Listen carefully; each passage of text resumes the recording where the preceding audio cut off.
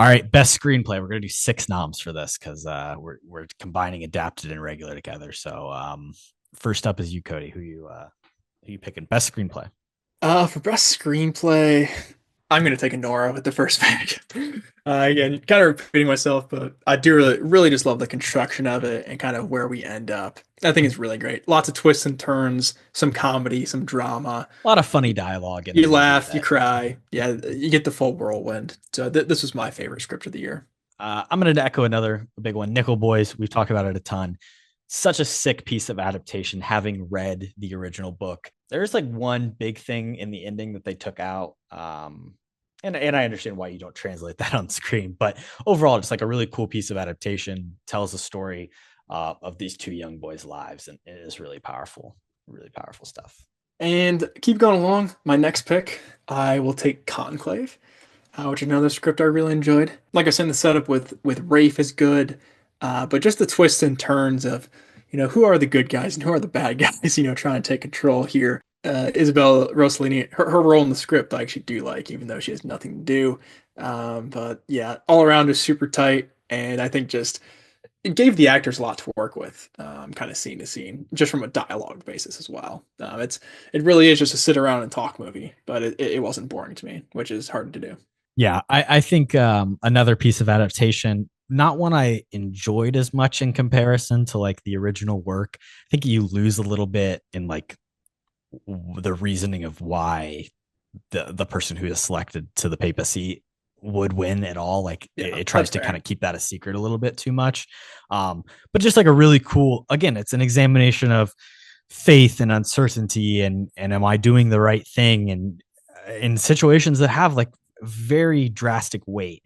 The terrorism stuff, it's in the book, so like I can't again fault it too much, but they do more of it in the movie. So I Hmm. don't love that. That's fair. I think they literally just did it for that one shot. That looks pretty Right. It sick, looks but cool. It looks cool. It's a good trailer shot. it doesn't add anything to the story, though. I agree. No, not really. Other than maybe a little bit of good old fashioned Islamophobia. Next, I'm gonna go real pain here.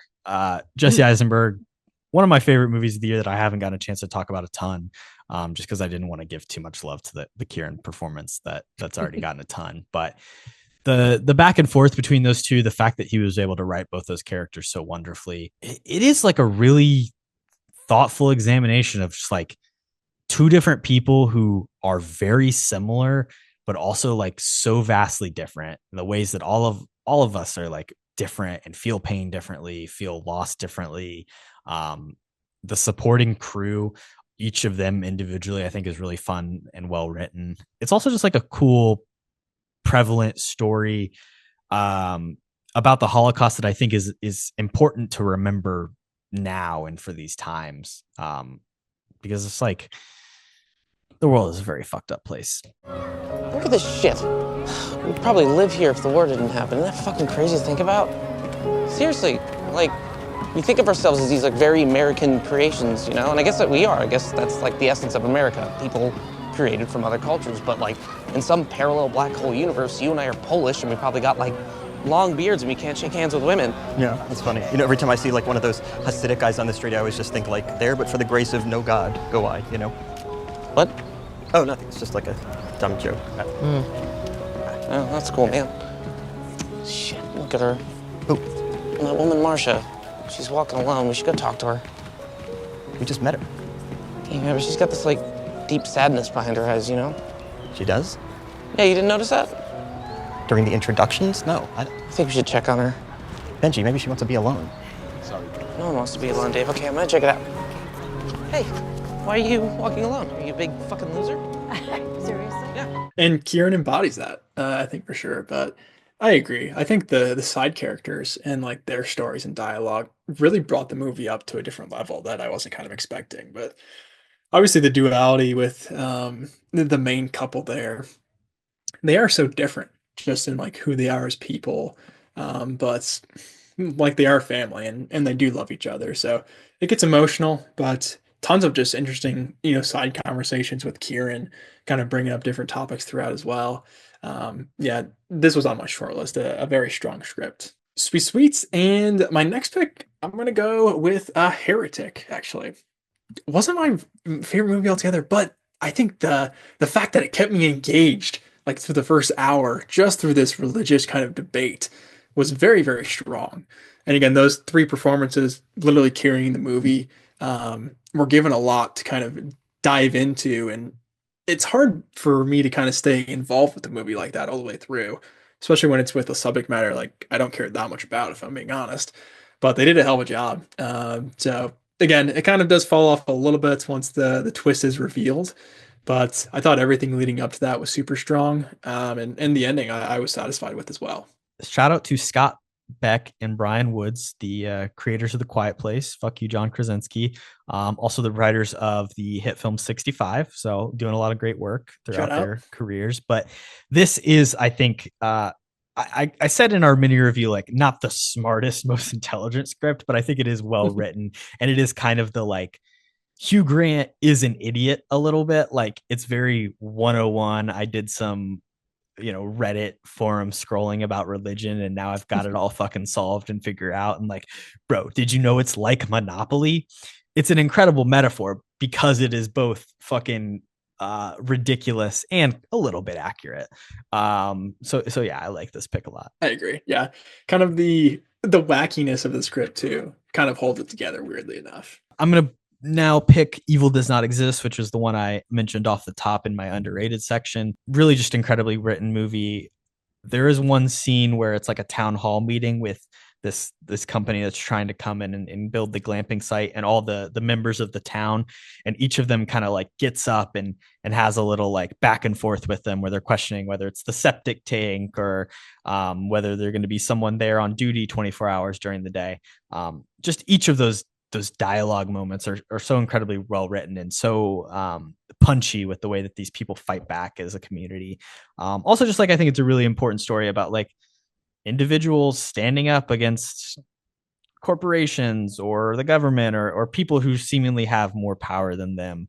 There was I wrote down this line that I loved that because it's just so ironic. It's the big CEO of the company goes, "A little pollution won't affect the water," which is just a fucking searingly ridiculous line to say. Love this movie. That's a wild line, yeah. But when I do want to check out the more you describe it as well too. But I'll send you that Criterion login, Kody. I'll hook you up. Sounds good. So we've taken a lot of the hard hitters, but we have not taken the brutalist yet. So I will scoop that up. And then kind of echoing what we are saying earlier too, but I do really think that before the intermission, like script wise, it is super, super tight. And then the second half is more, I think, focused on like the important thematics that will hold you kind of after the movie. Even specifically like holding on to that bit of information of the walls and the gymnasium or whatever the hell this building is. It's like the same heights as where he was being kept, during the Holocaust and stuff. Like holding on to that detail until kind of that epilogue at the end, I thought was super, super effective. And then obviously too, like you get into more of the deeper kind of darker stuff as you go along. So I think it's a really fun like melding of scripts of course the immigrant coming to America and the ups and downs with that, but then as well just a very in-depth character piece on this guy and then his kind of battle against Guy Pearce. I thought was really well written as well. So I'll scoop that up. I assume that was probably on your list somewhere as well. Absolutely. There's like two Guy Pearce monologues that I love a ton. The first one when he's talking to Adrian Brody at the party about his mother, like his biological mother and her parents, and how he had like gone to help them and written them a check. And then they, he was like, well, what if you leave her alone? And then he tears up the check and all that stuff. That's really great. And then the other scene where he's talking about like how he has a bottle of Portuguese Madeira with dinner every night, and he's bought up a full cellar where he could have one every night, for the rest of his life. So now he's just like, well, what do I do next? Like this, he's doing this because he did that. So just two really telling, like well-written pieces of character development there. Like you said, every decision, the prologue and epilogue, those final moments of what's revealed to you. There's been so much like controversy and like back and forth online about like, what does the epilogue mean? Is this secretly a Zionist film that's saying it supports Israel?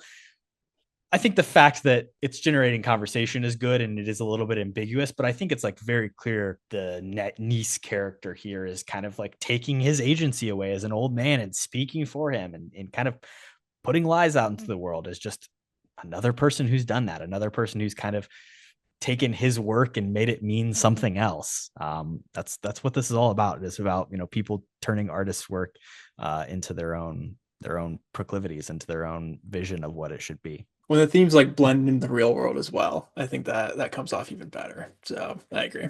Next up, I'm going to grab Sing Sing, which just a really cool script. Again, cool piece of adaptation where it's based on a true story, and it's also about like a play that is performed, like the real life play that they had written and put on in this Sing Sing correctional facility.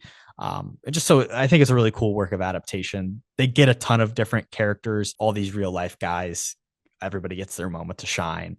And also, like, I think it's like a really important look at rehabilitation. Very few places in our country are actually in the prison system actually focused on like rehabilitation or giving people any real outlet or chance to better themselves. And this is an example of the ways that it can work for people. Again, too, I was just saying, I'm like blending real life elements, especially of like something that, you know, deserves more attention and something we should change. You blend that with a good script. I mean, I feel like that's a perfect combination. So another one I haven't checked out, but at the very height of my list, I was surprised this didn't get a Best Picture nom, honestly. It was probably number 11 or 12. Yeah, I think that and Nickel Boys were kind of on the edge, which really sinks because I think those were just the least seen, not, you know, they were probably some of the top tier films, just not the most seen, which is always tough. But sweet. And then only a couple picks left here.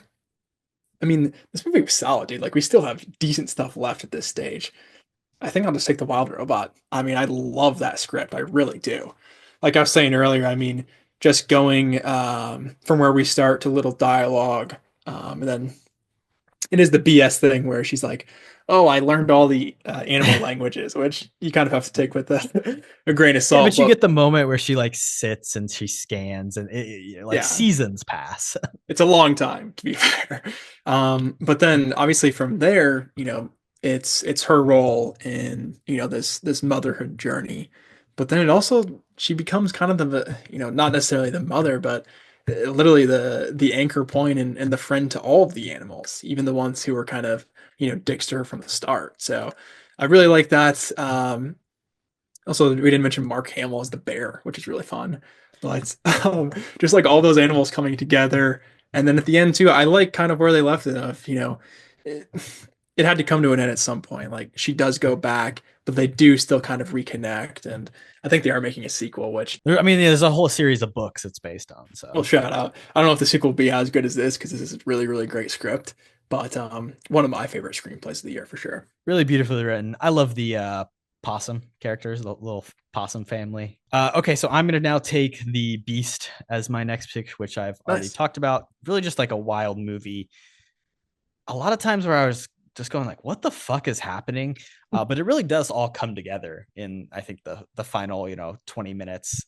Really great opening scene and really great final scene. I know you're a big fan of that when they mirror each other. Oh, yeah. You see the final scene or you see the opening scene happen, and then so much more happens in the next 2 hours that when you finally get back to it, and you're like, oh, holy shit. Yeah, fuck.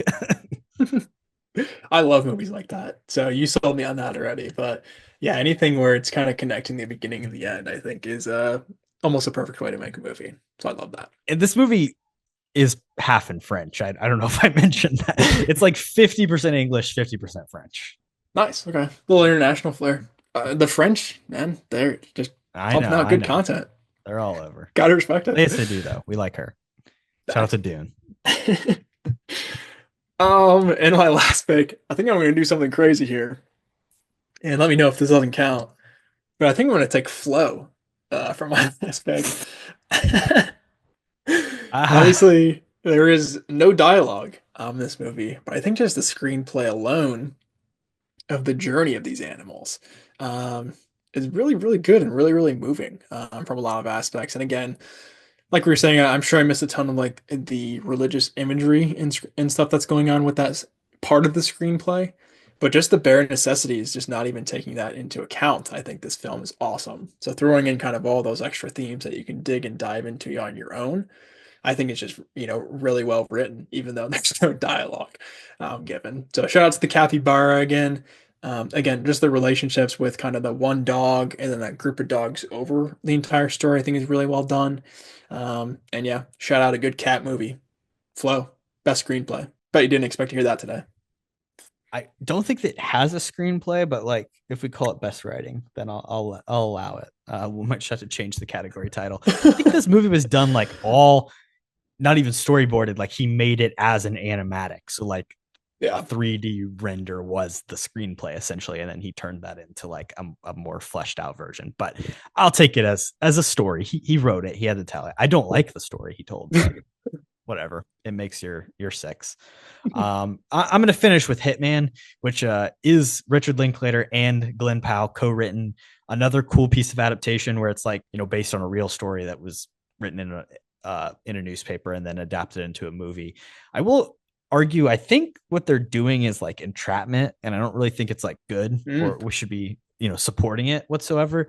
But I think it's just a really funny script, and it's an opportunity for Glenn Powell to play in a lot of different characters and in a lot of different worlds.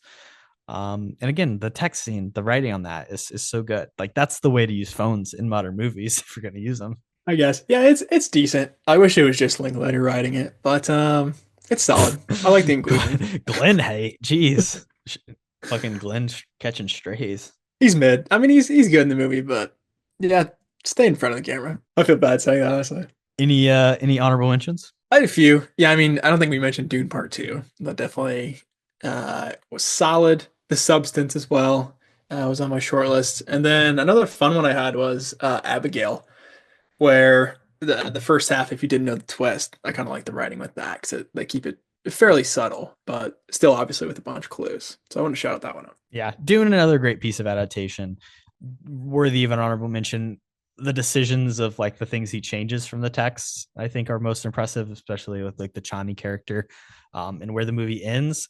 That's probably all just setting up a more palatable Dune Messiah more than anything. So I don't know if you should get credit for world building or whatever. It's only a part 2, so still no resolution. Best writing. Who's winning this category? I think I would say A Real Pain would be my vote personally. I like that. That was pretty high up on my list as well. So I'm definitely down for that. Underrated script. Let's pick that. What you just said is one of the most insanely idiotic things I have ever heard.